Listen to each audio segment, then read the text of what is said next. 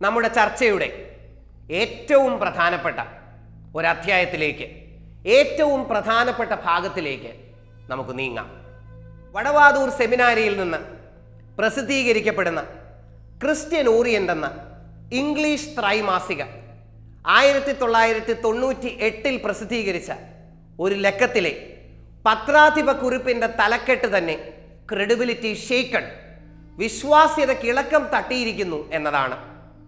ഏതാണ്ട് 5 പേജുകളായി വ്യാപിച്ചു കിടക്കുന്ന ഈ എഡിറ്റോറിയൽ മുഴുവൻ വത്തിക്കാനിലെ പൗരസ്ത്യ സഭാ കാര്യാലയത്തെ കുറ്റവിചാരണ നടത്തുന്നതിനാണ് മാറ്റിവെച്ചിരിക്കുന്നത്.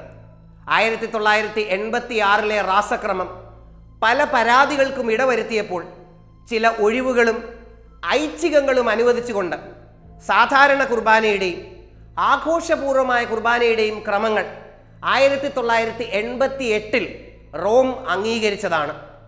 ക്രിസ്ത്യൻ ഓറിയന്റിൻ്റെ കടുത്ത എതിർപ്പിനും ശകാരത്തിനും റോമിൻ്റെ ഈ നടപടി കാരണമായിരിക്കുന്നു. പണ്ടൊക്കെ റോമിൻ്റെ തീരുമാനങ്ങൾ സഭാസമൂഹം ഗൗരവപൂർവ്വം സ്വീകരിച്ചിരുന്നുവെന്നും എന്നാൽ അടുത്ത കാലത്ത് എടുത്ത തീരുമാനങ്ങൾ മറിച്ച് ചിന്തിക്കാൻ സഭാംഗങ്ങളെ നിർബന്ധിക്കുന്നുവെന്നും ഈ എഡിറ്റോറിയൽ എഴുതുന്നു. കാരണം റോമിൻ്റെ തീരുമാനങ്ങൾ തത്വാധിഷ്ഠിതമോ സ്ഥിരതയുള്ളതോ അല്ലെന്നും അതുകൊണ്ട് തന്നെ അവ വിമർശനങ്ങൾക്ക് അതീതമല്ലെന്നും ഇവർ ആരോപിക്കുന്നു. റോമിലെ ലത്തീൻ കർദിനാൾമാരാൽ ഭരിക്കപ്പെടുന്ന കാര്യാലയങ്ങൾ പൗരസ്ത്യ സഭകളുടെ കാര്യത്തിൽ, പ്രത്യേകിച്ച് സീറോ മലബാർ സഭയുടെ കാര്യത്തിൽ ഇടപെടുന്നത് ശരിയാണോ എന്ന ചോദ്യവും അവർ ഉന്നയിക്കുന്നു.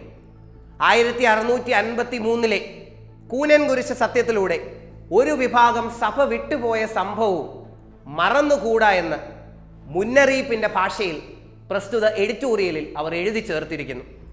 1993 നവംബർ 24 ചങ്ങനാശ്ശേരി അതിരൂപതയിലെ ലിറ്റർജി കമ്മീഷന്റെ ആഭിമുഖ്യത്തിൽ 100ഓളം വൈദികർ സമ്മേളിച്ച് സീറോ മലബാർ സഭാ സിനഡിനെ അനുസരിക്കേണ്ടതില്ലെന്ന് തീരുമാനിച്ചത് 25 പത്രങ്ങളിൽ വലിയ വാർത്തയായിരുന്നു. റോമിനെ അനുസരിച്ചാൽ മതി, സിനഡിനെ അനുസരിക്കേണ്ടതില്ലെന്ന് വാദിച്ചവരിൽ പ്രമുഖൻ പിന്നീട് ചങ്ങനാശ്ശേരിയിലെ മെത്രാപ്പോലീത്തയായി മാറി എന്ന വസ്തുതയും നമ്മൾ തിരിച്ചറിയണം. ചങ്ങനാശ്ശേരിയിൽ അർപ്പിച്ചു പോന്നിരുന്ന അൾത്താര അഭിമുഖ കുർബാന തങ്ങൾക്ക് അനുവദിച്ചു തരണമെന്ന് പരിശുദ്ധ സിംഹാസനത്തോട് അഭ്യർത്ഥിക്കുവാനും പ്രസ്തുത യോഗം തീരുമാനിച്ചു. യോഗത്തിൽ മേജർ ആർച്ച് ബിഷപ്പ്മാർ ആന്റണി പടിയേറയും പൊന്തിഫിക്കൽ ഡെലിഗേറ്റുമാർ എബ്രഹാം കാട്ടുമനയ്ക്കെതിരെയും രൂക്ഷ ഭാഷയിൽ വിമർശനങ്ങൾ ഉന്നയിച്ചുവെന്നും ഈ പത്ര റിപ്പോർട്ട് പറയുന്നു. മാർപ്പാപ്പയോടുള്ള അവർ വിധേയത്വം പ്രഖ്യാപിച്ച രീതിയും ശ്രദ്ധേയമാണ്. മാർപ്പാപ്പ സീറോ മലബാർ സഭയ്ക്ക് നൽകിയ ഇടയലേഖനം സഭയിൽ അച്ചടക്കരാഹിത്യത്തിലേക്ക് വഴി നടത്താൻ ഉപകരിക്കപ്പെട്ടു എന്നാണ് മാർപ്പാപ്പയെ കുറ്റപ്പെടുത്തിക്കൊണ്ട് അവർ ആക്ഷേപ രൂപത്തിൽ എഴുതിയത്.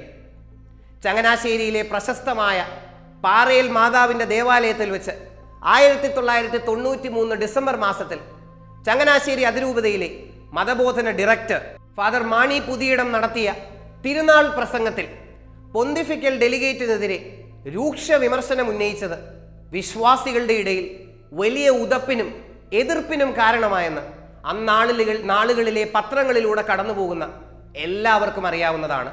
അന്ന് പൊന്തിഫിക്കൽ ഡെലിഗേറ്റ് ആയിരുന്ന മാർ അബ്രഹാം കാട്ടുമന തിരുമേനിയെ ഉന്നം വെച്ചായിരുന്നു ആ പ്രസംഗം.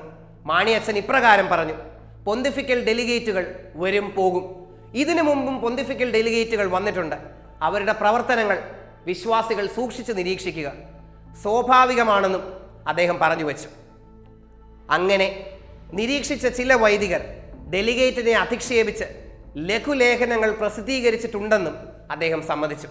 പക്ഷേ ആ വൈദികരുടെ മേൽ ശിക്ഷണ നടപടികൾ സ്വീകരിക്കുക ശരിയല്ലെന്നും ആ വൈദികരെ പന്താടാൻ അനുവദിക്കുകയില്ലെന്നും തൻ്റെ പ്രസംഗത്തിൽ മാണിയച്ഛൻ പറഞ്ഞു വെച്ചു. ഇപ്രകാരം അഭൂതപൂർവമായ രീതിയിൽ ഒരു ഇടവക ദേവാലയത്തിൽ ഒരു പ്രസംഗം നടന്നു എന്ന് നമ്മൾ ചിന്തിക്കണം. സാധാരണ കുർബാന, ആഘോഷപൂർവമായ കുർബാന എന്നിവ അർപ്പിക്കുമ്പോൾ പ്രയോജനപ്പെടുത്താവുന്ന ഐച്ഛികങ്ങൾ പൗരസ്ത്യ സഭാ കാര്യാലയം 1988 അനുവദിച്ചത് 1980 നിർദ്ദേശങ്ങളിൽ നിന്ന് വ്യതിചലിക്കുന്നു എന്നതാണ് ക്രിസ്ത്യൻ ഓറിയന്റ് എന്ന ലേഖനത്തിൽ ഫാദർ മണ്ണൂരാൻ നേരത്തെ പറയാനായി ശ്രമിച്ചതും ഒരു പരാതിയായി മുൻപിൽ വച്ചതും. എന്നാൽ ഇപ്രകാരമുള്ള റോമിൻ്റെ അഭിപ്രായങ്ങൾക്ക് സ്ഥിര സ്വഭാവമില്ലെന്നതിൻ്റെ തെളിവായിട്ടാണ് നിർഭാഗ്യവശാൽ അദ്ദേഹം ഇതിനെ അവതരിപ്പിച്ചിരിക്കുന്നത്. പരമ്പരാഗത രീതിയിൽ നിന്ന് വ്യതിയാനങ്ങൾ വരുത്തുന്നത് സഭയുടെ നാശത്തിന് കാരണമാകുമെന്നാണ് അവയുടെ വിവക്ഷ.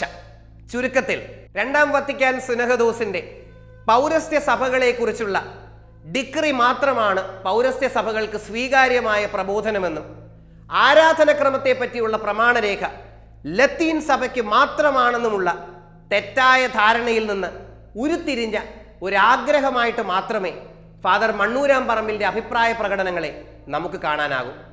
ഫ്രാൻസിസ് മാർപ്പാപ്പ ആവർത്തിച്ച് പ്രഖ്യാപിച്ചിട്ടുള്ളതുപോലെ രണ്ടാം വത്തിക്കാൻ സുനഹദോസ് തുടങ്ങിവെച്ച നവീകരണ ശ്രമങ്ങളെ തുറന്ന മനസ്സോടെ തുറവിയോടെ സ്വീകരിക്കാൻ തയ്യാറാകാത്തിടത്തോളം കാലം ആരാധനക്രമ സംബന്ധമായ പ്രശ്നങ്ങൾ, വിവാദങ്ങൾ നമ്മുടെ സഭയിൽ ഇനിയും തുടരാൻ തന്നെയാണ് എല്ലാ സാധ്യതയും. നന്ദി.